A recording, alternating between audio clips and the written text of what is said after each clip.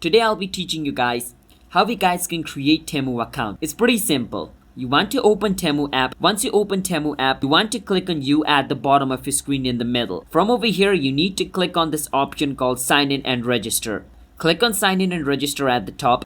And from over here, what you need to do is at the top, enter your email or phone number. Whichever method you want to use to create a Temu account. Enter that, click on continue. And on the next step, it's going to ask you to enter a password. After you enter a password, your Temu account will be created. That's one way to create a Temu account. The other way to create a Temu account is at the bottom you can see Google, Facebook, Apple. You want to choose any one of this.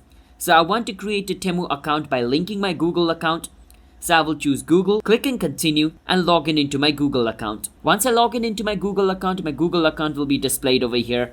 I need to click on it and my account under this information will be created. So that is basically how you guys can create yourself a Temu account. It's that simple. So if you guys found our video helpful, hit the subscribe to our channel How to Guide. I'll see you guys next time.